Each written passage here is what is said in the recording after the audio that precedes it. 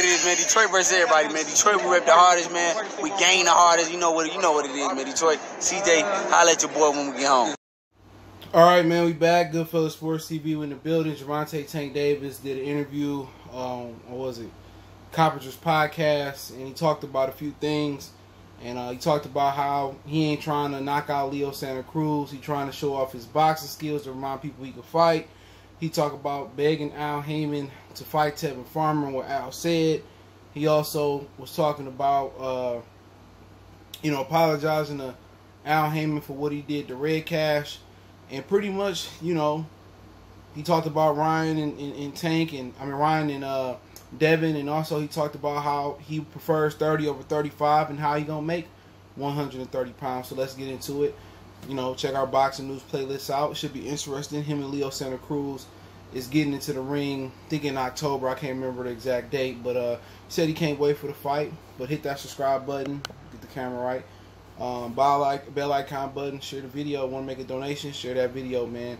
But Cash App, PayPal in the description. But start off with the Leo thing where he said he wanted to show he can outbox Leo Santa Cruz, and he said, Leo gonna throw a lot of shots, and he not looking for the knockout. And I think that's a positive thing.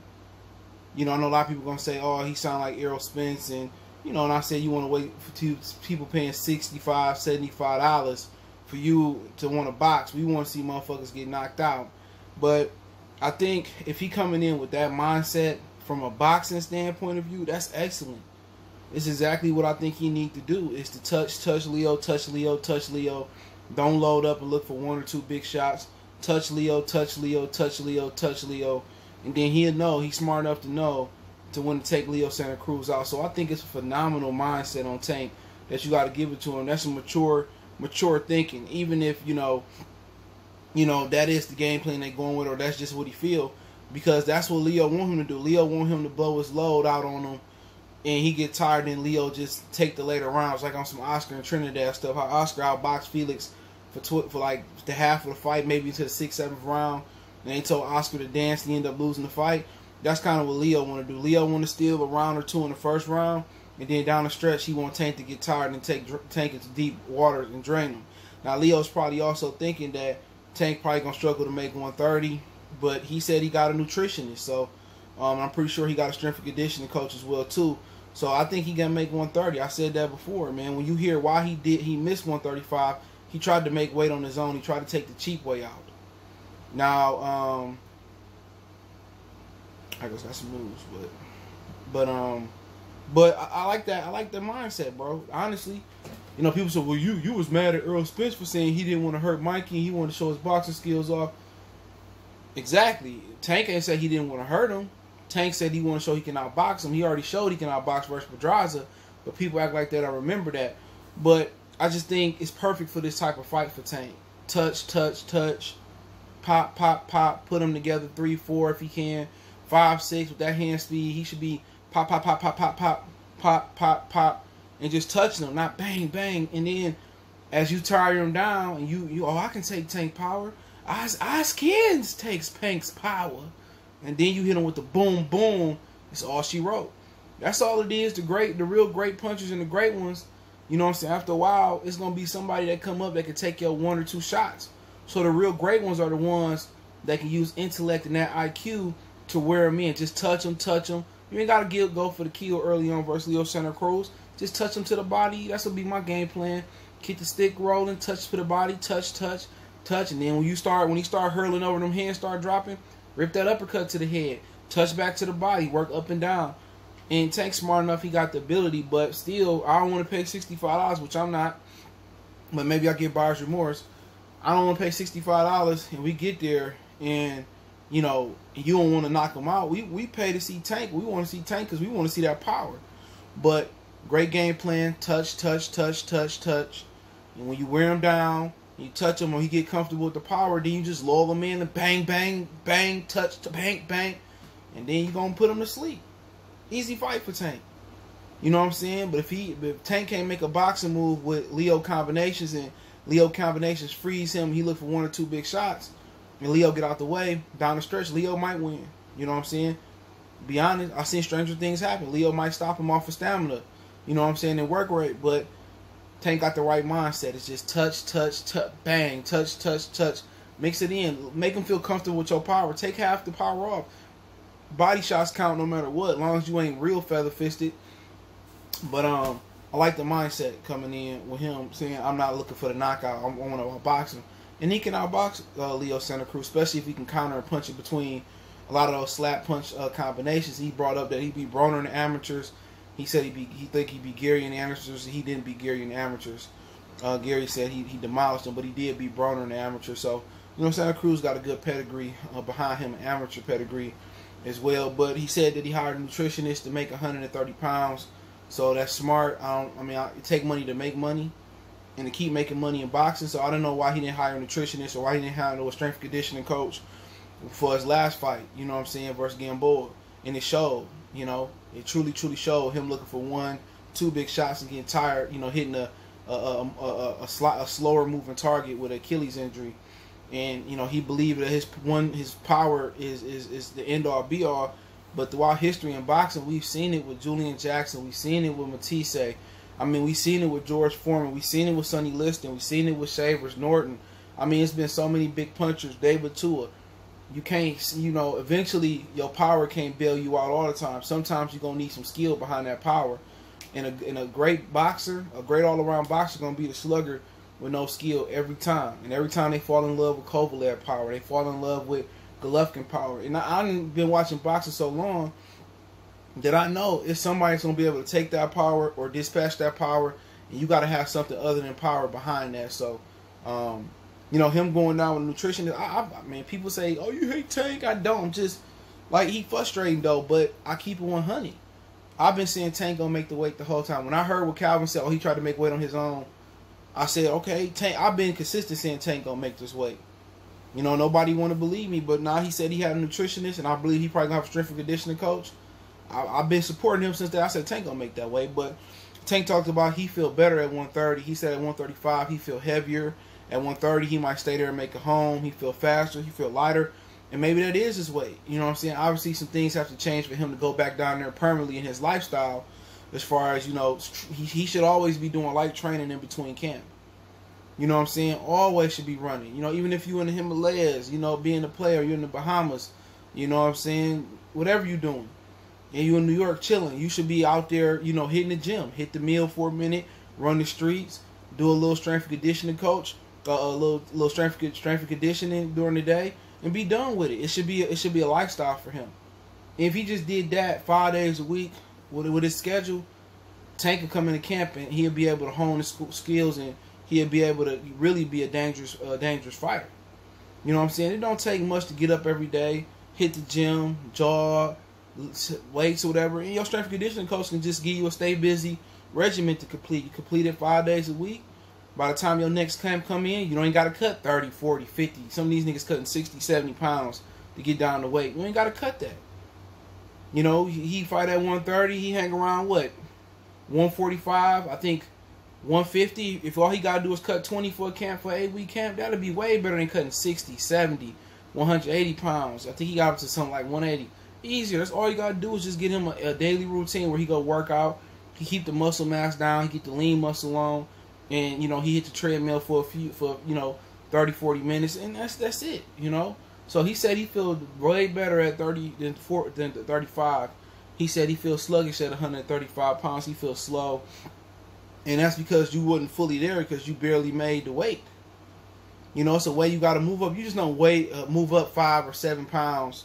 Or some people jump up 10, 15 pounds of weight, depending on how many weight class you're jumping. You just don't wake up. You just don't eat more steak, eat more junk food. It's a proper way to move up with the proper protein intake, with the proper carbohydrates, beans and stuff. It's a right way to move up. And when you move up the right way and your strength conditioning is on point, and you move up the right way, then you get the results. The body is really gonna be able to run the way it needs to run and burn what it needs to burn. So I've been believing he's gonna make the weight. I seen him with the baller belly, and he just so indisciplined in between fights, but all he got to do is just work out. That'll balance whatever he's doing. He need to cut the bullshit out, the partying and stuff, trying to be a celebrity. Do your work now. He's 26 years old. The next 4 years in boxing, do your work, sacrifice, Stop the bullshit. Stop the drinking if you're smoking. Stop all that. Just go hard. Stay in shape in between fights. By the time you're 30, you should be able to make enough money where you don't have to fight no more. 4 more years, all Tank got to give. You know what I'm saying? Fight the best you can. Stay diligent. Get out the game. Invest your money into some real estate, some stocks, some bonds. Go back to school. Do whatever you got to do. Start a management company. You know what I'm saying? Whatever you want to do. You know, save your money so you ain't got to come back, keep fighting like Manny and Mayweather. You know, chains and jewelry, all that shit that depreciate, them cars, man, fuck all that. You know, just train. Make sure your daughter, your BM good. Train. Enjoy a little bit of stuff, but stack your money up. By the time you 30, 31, 32, get out the game. You ain't got to worry about coming back. You know, your overhead is really high the way these dudes living. You know, bring your overhead down. Live a little bit less. You know, if you staying out in Beverly Hills, hey, man, stay somewhere a little bit cheaper. You know, but a lot of guys don't look at it that way. They think that money going to last forever. But look at all the champions before you that had way more money and then went broke. So sometimes you got to have make your overhead live below your means. And that's something that I learned. Just live below your means. I could live in a way better neighborhood, but I'm comfortable where I'm at because it's maintainable. Now this coronavirus hit, I still can maintain. Had I moved somewhere else, then I might have to do a little bit of something else. So it's kind of a little tip for him. But, you know, he basically said that, you know, Al Haymon told him that Tevin Farmer was all talk. He said he got on his knees and begged Al Haymon to let him take that fight.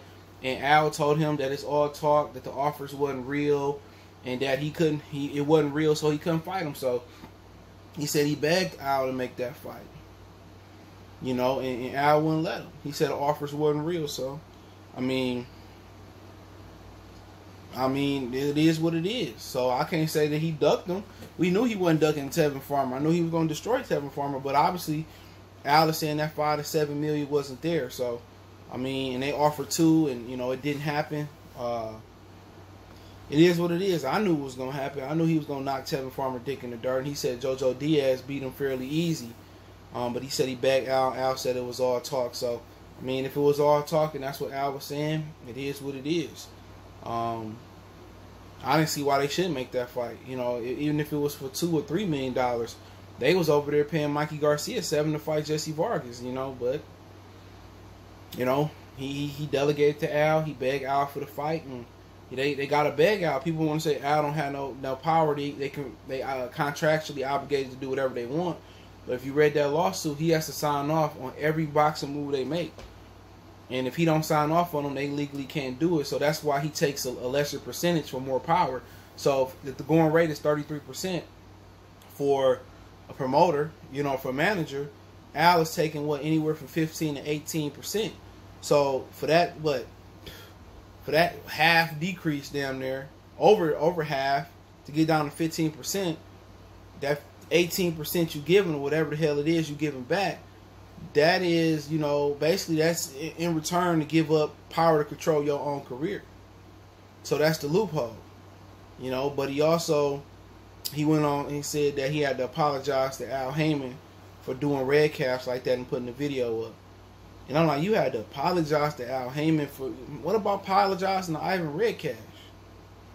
He said he had beat Ivan Redkach's ass for like 2 or 3 rounds. He got out the ring. He said, when you beat somebody that bad, you just get out the ring because they can't defend themselves no more. So that was his reasoning about getting out the ring versus Redkach. And he said he had to apologize to Al for doing Redkach like that. Like this, I see why Gary Russell in the predicament that he in. Like, nigga, I'm not apologizing for to you because I whooped this nigga ass in sparring and posted it. I apologize to him. How am I beating the shit out of Ivan Redkach to make you look bad? So I kind of get more insight on Al Haymon. I really do now. I get way more insight on Al Haymon. It kind of really connected the dots to what I thought. So, you know, you apologize to Al because you beat up, you know, Redkach that way, and you embarrassed Redkach. How's that? I can see if I beat up Mayweather in the gym, or I beat up Pacquiao in the gym, or Deontay Wilder to face a PBC, and I put it out there to make him look bad. Redkach ain't even a D team. Redkach on the Z team. You feel me? And I ain't talking Dragon Ball Z, you dig? But that's just how they rocking out. You know what I'm saying? He said he had to apologize for that. And, you know, if he didn't apologize, he'd probably be like Gary Russell on the shelf. So that's the problem, man. And it hurt to the point where another black man, I said this earlier, will take something personal and hurt another black man's career like Al doing Gary Russell. Like, whatever it is he done is unforgivable. So, I mean, it hurt. I think that's worse than a white man holding a black man back. That, you know what I'm saying? Another black man stunning your career and holding your growth. So, I mean, it is what it is. You can check that out. I think they got it on the Athletics, the podcast, whatever. Go to Coppinger's, Twitter page, and it's on there. But hey, don't forget you can find me on Facebook, Instagram, Twitter. You can reach out if you got business question, inquiry, sponsorship, video requests. Keep sharing the videos. Want to make a donation to the channel? Cash App, PayPal, description. Best way to donate.